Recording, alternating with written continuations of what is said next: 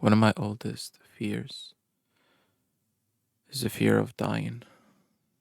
When I was maybe 5 or 6 years old, I realized suddenly that after death, there was nothing.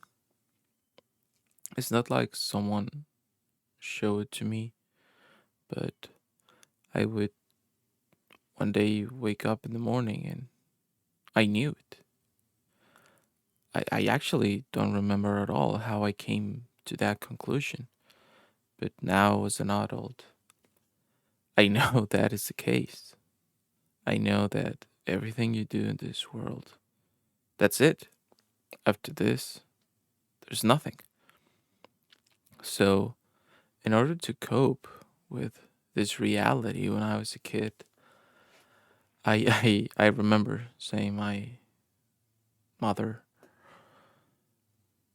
"Hey, I I want to be remembered forever. That way, I will be immortal. You know, maybe I read something about that actually giving you immortality, or I don't know. I used to read a lot when I was a little kid. I would find refuge in the books laying around the house.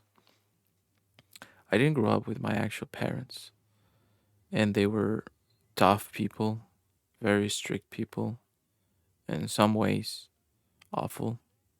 But they had a lot of books. They had a lot of encyclopedias. They had a lot of other types of books, books about, I don't know, law, books about history, books about science. And most of them, they weren't actually theirs. They were of my grandfather. Well, the father of the man that raised me for a while, right? Um, so in those books, I would read about, people like Napoleon or, I don't know, Marx, Engels, shit like that.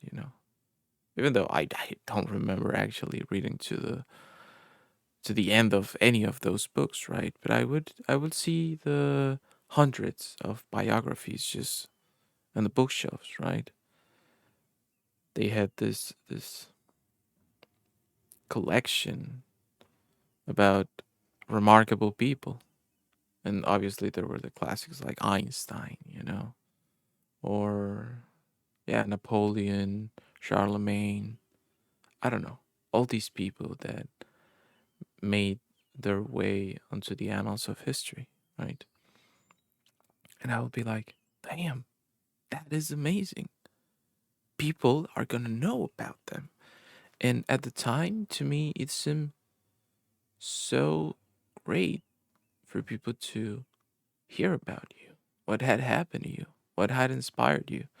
Because at that moment, I felt like no one cared about what my history was, my story was, not history. And that was so amazing to me because, in a way, I felt like I didn't matter at all. I felt like I was just forgotten. Not being with my actual parents made me feel abandoned and that no one actually had a real interest for me. And I wanted to work against that. I wanted to just be remembered, be in people's minds, do something, being respected, that people looked at me. So, and I remember that one of the first things that I did that made me, not famous, but people looked at me was having good grades or just being on the library a lot. And the feeling was nice. People that would ask things. I would have conversations. Um, and I like that. I Since then I love having conversations with people. I just love talking about what people feel, what's their experience. But I was trying to be remembered as something that I like to be remembered as. And I think we all go through this phase of just wanting to emulate someone from history, or we see someone that is like amazing and we say, hey, I want to be like that guy. I think he is amazing. But what actually makes for us a person from history amazing obviously has a lot to do with the ideology that we grow up in, right? So, for example, Julius Caesar obviously knew about Alexander of Macedon, and he thought, "Oh, this is great. I want to do the same thing." Which I don't know. Maybe he did wanted to do kind of the same thing, but the process that Julius Caesar was trying to put Rome onto was very complicated. He, in the end, was murdered, you know, and we will never know what changes would Rome have been through if he had stayed alive. But this doesn't mean that he was actually a good guy. He committed genocide on Gaul. We shouldn't forget about that. Millions of people slaved, millions of people killed, people removed from their homes, their self determination was trampled on. He was, in all sense of the word, a conqueror, a killing conqueror. And people respect him so much, not only because he made a mark in history, but because he showed a display of things that we now see as marvelous. We say, oh, he was a political genius, but his political genius was about being able to trample on other people's rights and other people's authority. We see that as good because some of us would very much like to trample on other people's authority or seize it for ourselves. And that's what he did. We have the case of Alexander of Macedon. People love the guy, but we should remember that he started his life as an actual ruler just burning thieves. The mythical city in Greece, Thebes. Then he burned the ceremonial capital of the Persians, his own capital now, Persepolis. He killed his own generals out of fear for him to be killed. He made purges.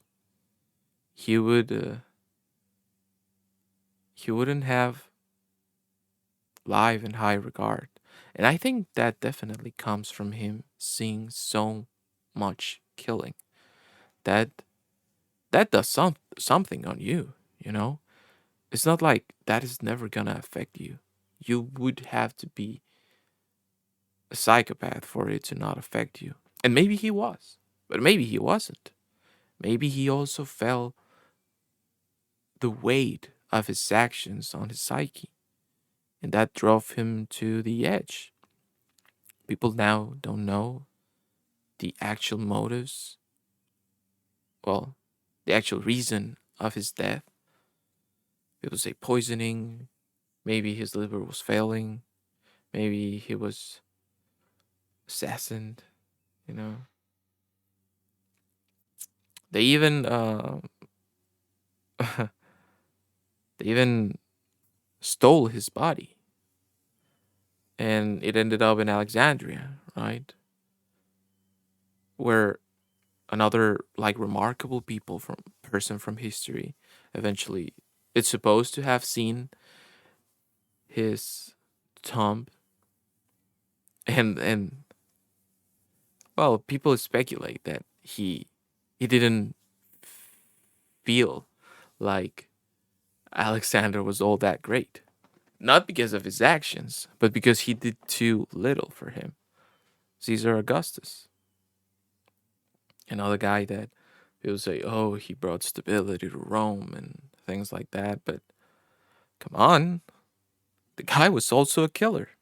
And he had maybe more political genius than Julius Caesar, but it was all about seizing power, to have methods of control over other people.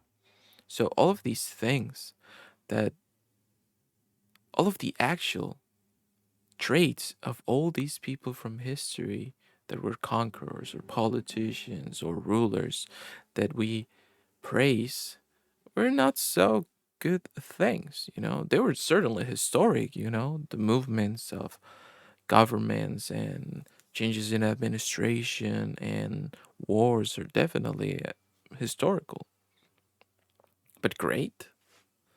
And I mean, I'm not trying to be moralist about that, but how could you not be? It's like, yeah, this Julius Caesar, for example, killed millions of people, right? In Gaul. Well, it's estimated, right? And he enslaved the others. We know slavery is not a good thing. And people would say, oh, but that was the times, the people used to do that a lot back then. But does that mean it's okay? No, it doesn't.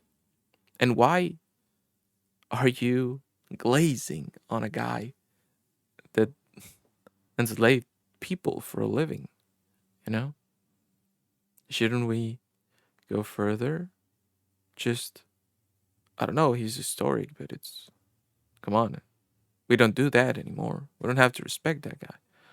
We may see that, yeah, he did shit and that was historic, but there's no reason to respect the guy. But that's the thing, is the way we see history is like, oh, I want to make history too, because deep down we know that this is it. This life, that's it. We don't have another life. And we try to do as much harm or good as possible.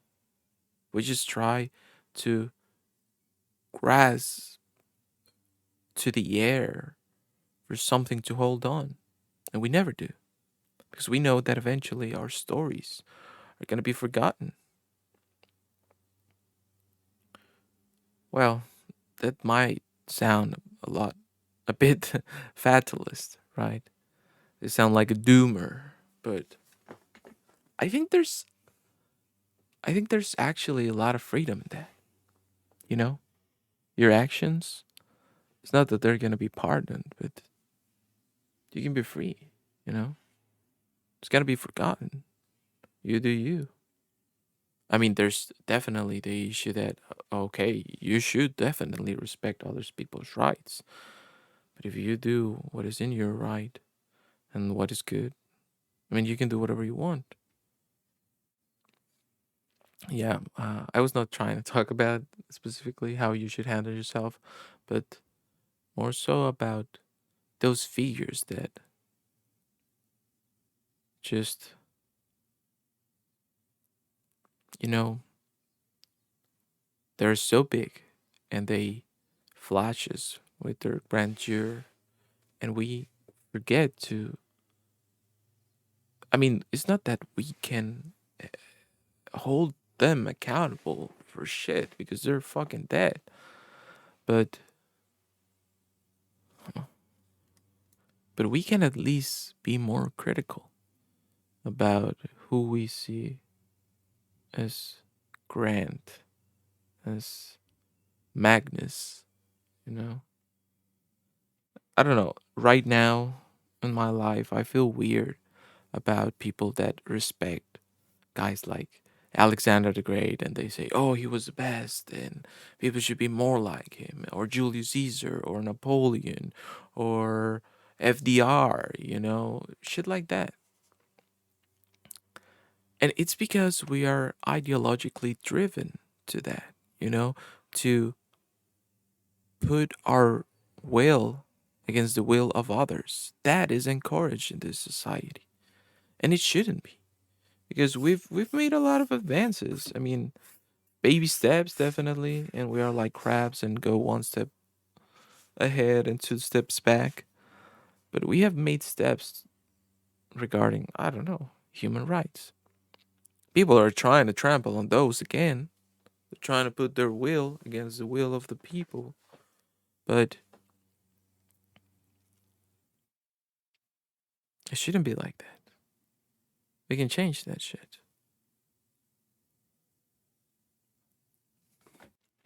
I know these ramblings seem without head or toes, and I'm trying to get better at it. But yeah, I just wanted to talk about this that is bothering me about how we don't care if people was good or bad. We just like that they made a mark in history because somehow we know that's the only way that we can survive beyond our lives. Or maybe it isn't. Who knows? I certainly don't know. But I like the freedom that this is all there is. I seize my day and I take it. I enjoy it. I try to do it. Sometimes it's hard, don't get me wrong. Realizing that out there, there's a lot of things going on, there's a lot of suffering. Sometimes it hurts. Sometimes it puts a toll on your mental health as well. But what else can I do? I just gotta deal with it, right? So, yeah, that's been bothering me for a while. The way that we see those figures. And it's not like I want to start with uh, a moral critique of history, but I think, you know, there's types of way to look at history that can help you see why people did some things, like historical materialism, you know, like why empires start or fall. You can see it with that discipline subject. I don't know what's the correct word, but that type of way to look at things can actually tell you why some people do those things, why some people need to do others type of stuff. So so this is how far my rambling goes today. Thank you for listening. I am out. I hope you have a great day. I hope you do what you want, and I hope I see you here next time.